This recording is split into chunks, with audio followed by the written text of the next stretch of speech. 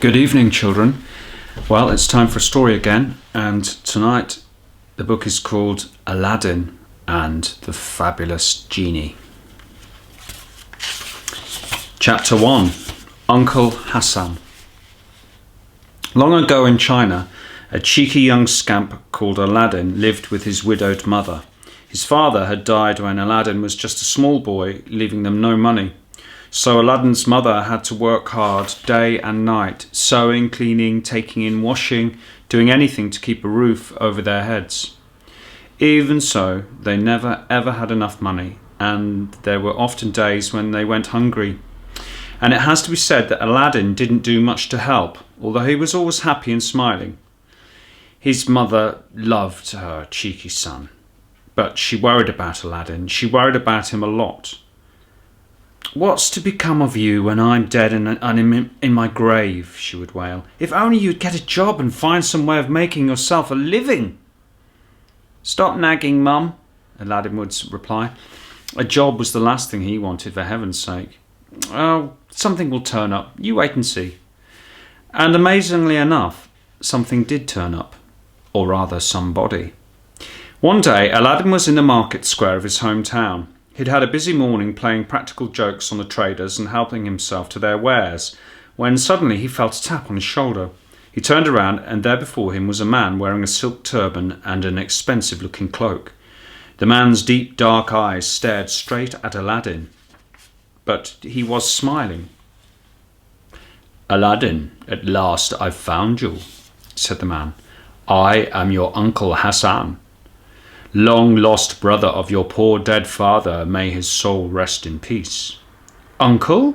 said a surprised Aladdin. You don't look like the kind of person who might be part of my family. Besides, I didn't know I even had any uncles." "Ah, that's my fault, I suppose," said Hasan. "I left the country long before you were born, before your father met your mother, in fact. I should have kept in touch a bit more. But anyway, I'm here now, so why don't you take me home to meet your mother? She's still alive, isn't she?" Yes, she is," said Aladdin, a little unsure about Hasan. But then he decided the man seemed genuine enough. Besides, Aladdin was excited by the idea that he might be related to someone who was obviously wealthy. So Aladdin took Hasan to his house and introduced him to his mother. "Uncle," she said suspiciously, "your father never mentioned a brother, Aladdin." "Oh, Aladdin, how many times have I told you not to speak to strangers?" "Oh dear, I can see I'm going to have to work a little harder at persuading you both," said Hasan. He got out a purse fat with coins and held it up in front of them. "I know, why don't we talk over dinner? Here, Aladdin, take some money, go back to the market, buy us plenty of lamb and rice." Hasan paid for a sumptuous meal and told them about his life while they ate. He said that he and Aladdin's father had been very close, but Hasan had wanted to travel abroad. He thought Aladdin's father had missed him so much he hadn't spoken his name again for fear of breaking down with grief.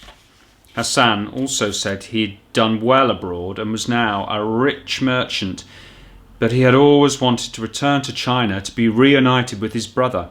He had made some inquiries as soon as he had arrived and had almost been overcome with grief himself when he discovered that his beloved brother had died. By the end of the meal, Aladdin's mother was totally convinced too. Chapter 2. A Secret Treasure Cave. Suddenly, life was very, very different for Aladdin and his mother. The next day, their newfound wealthy relative bought them more food and some expensive clothes and paid a year's rent on the house. And then Hasan announced that he would solve their problems forever by setting Aladdin up as a merchant.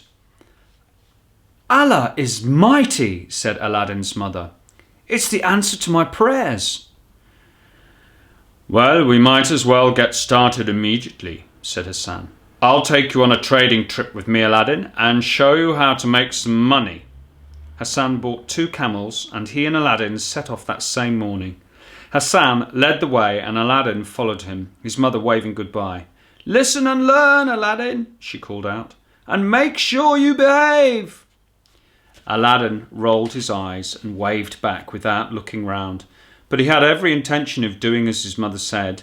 He was keen to make the most of this opportunity and was quite nervous, which is why he kept up a stream of cheeky chatter as he and Hasan rode out of the city and into the desert. But Hasan was strangely quiet, which only made Aladdin more anxious. Eventually they arrived at a lonely place. Hasan dismounted from his camel, and Aladdin did the same. And then Hasan walked around, head down, searching the ground with his eyes, while Aladdin waited confused. After a few moments, Hasan seemed to find what he was looking for and came over to Aladdin. "I don't understand, Uncle," said Aladdin. "Why have we stopped here?"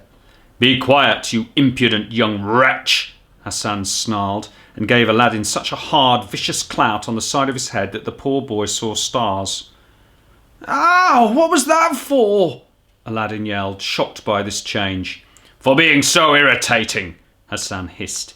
"You've been driving me mad with your idiotic chatter.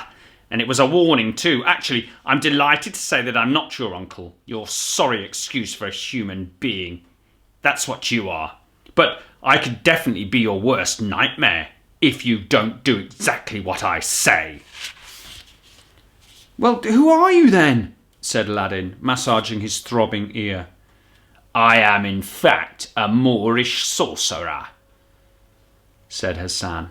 "And through my dark arts I have discovered the whereabouts of a secret treasure cave. It's here, right beneath our feet." Hasan swept some sand aside and revealed a square stone slab with a large metal handle in its centre. "I also discovered that only a boy called Aladdin could go into the cave." "Why does it have to be me?" said Aladdin, puzzled. Or aren't you a good enough sorcerer to know all the answers?" "Silence, you vile worm!" Hasan snapped. "That's just the way it happens with magic things. Believe me, I wish it was different. It took me a long time to find you, and getting your mother to believe me cost a lot of money, but it will all be worth it in the end. Now open that door and be quick about it." Aladdin's mind reeled as he tried to take in what he had been hearing, but despite his confusion and his painful ear, he was still curious. A treasure cave below his feet? So he grabbed the metal handle and pulled, and the slab swung open, revealing a flight of steps leading down into the pitch blackness. A musty, dusty smell wafted out, followed by a couple of squeaking bats. "Right, down you go," said Hasan, his eyes gleaming. "Actually, I'd rather not," Aladdin said. "The darkness and the smell and the bats are horrible." And he wasn't so curious now. But Hasan whipped out a dagger and held it to Aladdin's throat. All right, I'll do it then," Aladdin said. "Very wise," said Hasan, smiling at him unpleasantly. "All I want is a certain lamp. You'll know which one I mean the instant you see it." Aladdin descended the steps, his heart thudding in his chest. At the bottom he found an old torch, and he lit it with the spark from the tinderbox he always carried. He held the torch aloft and gasped with wonder. Before him was a huge cavern. The flickering torchlight barely reached its far side. The light glinted off the heaps of gold and jewels that covered the floor. There were diamonds and rubies and emeralds and an ocean of gold coins, more treasure than even the Sultan himself could possess. And in the middle of the cave was a marble plinth bearing a small lamp. That must be the one, Aladdin thought. He picked it up and was surprised to see it was an ordinary old oil lamp, quite tarnished, nothing special at all. Aladdin shrugged and started making his way back. He stopped here and there to sift through the heaps of treasure, stuffing his pockets with sapphires and pearls and coins, finding among other things a ring he liked the look of. It bore a huge diamond that glittered beautifully in the torchlight. Aladdin stared into its strange depths for a moment and then slipped it onto his finger. Eventually Aladdin was standing at the bottom of the steps once more. "At last," Hasan said quietly, staring at the lamp. "Right, up you come." No, I don't think I will, actually," said Aladdin, fearing what Hasan might do once he had the lamp in his possession. "I'm happy where I am." Hasan tried being nice. Hasan begged and pleaded and wheedled and threatened, but Aladdin wouldn't move, and there was nothing Hasan could do. Suddenly it was all too much for Hasan. The long journey, the cheeky chatter, the frustration. He'd had enough of the whole thing. So Hasan lost his temper. "Very well, stay there," he roared, and kicked the stone slab shut. Hasan turned around and stomped away, then climbed on his camel and rode off. And he didn't stop muttering furiously about China and caves and cheeky boys until he arrived back home in Morocco several months later. Chapter 3. The Genies. But Aladdin was stuck in the cave. The stone slab was shut fast, and no matter how he heaved and pushed, Aladdin just couldn't shift it. He shouted himself hoarse, but he soon realised he'd been left to die. His torch went out, and he couldn't get it alight again. He sat in the darkness sobbing, calling for his mother, wringing his hands, accidentally rubbing the diamond ring as he did so. Suddenly, a stream of smoke shot out of the ring. Strange glowing blue smoke that spun itself into a spiral. It whirled and curled and sparkled and gleamed and gradually seemed to grow more solid until a tall blue muscular figure stood before Aladdin, his turbaned head bowed low. Then the figure lifted his head and Aladdin saw a pair of piercing blue eyes staring at him. "Whoa!" said Aladdin, scrambling backwards. Who are you?" "I am the genie of the ring," the figure boomed. "What is your desire, master?" Aladdin thought this genie might be telling the truth. After all, he had appeared as if by magic. And then Aladdin realised that he might have been given a way of saving himself from slowly starving to death in the dark. All right then," he said, and crossed his fingers. "Get me out of here." There was a bright blue flash, and Aladdin found himself outside, safe and sound, the genie spiralling back into the ring. Aladdin was very relieved. He danced round happily and then leapt onto his camel and rode home to tell his mother what had happened. But she didn't believe his wild story of an uncle who wasn't an uncle but a sorcerer, of genies and treasure, and thought he'd probably just upset Hasan and lost his chance of becoming a rich merchant. Then when Aladdin showed her the jewels and coins that he'd stuffed in his pockets, she wailed and said he must have stolen them from someone. "And what's that you've got there?" she said crossly, pointing at the lamp. "Oh, that's only an old lamp," said Aladdin, idly rubbing it. A stream of smoke shot out of its spout, a strange glowing red smoke that spun itself into a spiral. It whirled and curled and sparkled and gleamed and gradually seemed to grow more solid until a tall red muscular figure stood before them, his turbaned head bowed low. But this genie was much bigger than the other genie. It raised its huge head and stared at Aladdin with its piercing red eyes. "I am the genie of the lamp," the figure boomed. "What is your desire, master?" "Wow, another one," said Aladdin, amazed. "This is getting better all the time. You see, Mother, I was telling the truth." "Well, Allah bless my soul," she said. "You were too." And then she fainted. She came round after a while, and by then Aladdin had discovered that the genie of the lamp could give them more or less whatever they wanted. For a while, Aladdin just had fun, ordering the genie to bring them even more sumptuous meals than the one Hasan had paid for, the kind of food the Sultan himself might eat, and wonderful clothes and gorgeous jewels and perfumes for his mother. Then Aladdin paused and thought. He would have to be more careful, he realised. A sudden change from poverty to wealth was bound to attract attention, and if anyone found out about his fabulous lamp, they might try to steal it. And that would be the end of their good fortune. Aladdin decided to keep the lamp a secret and use it sparingly. So he set himself up as a market trader, and then he became a merchant after all, and within a few years he was the richest man in the city.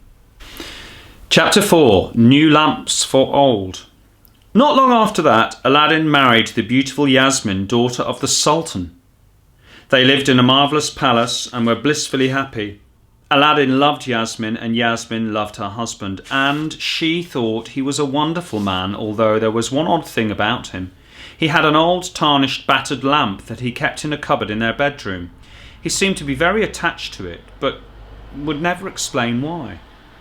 At any rate, things were perfect for the young couple. Yasmin even got on with her mother-in-law, who lived with them in their palace, and that's the way they probably would have stayed, if it hadn't been for Hasan. The Moorish sorcerer had almost forgotten his experiences in China, but then one day he decided to check up on what Aladdin was doing. He cast a few magic spells, peered into his crystal ball, and was stunned to see that the cheeky young scamp's fortunes seemed to have changed completely. "He must have taken the lamp for himself," Hasan hissed furiously. Within a few weeks, Hasan was back in Aladdin's hometown. He knew through his dark arts that the lamp was hidden somewhere secret, and he devised a cunning plan to get his hands on it. He disguised himself as an old man, a seller of lamps, and went to Aladdin's palace one morning when Aladdin was out.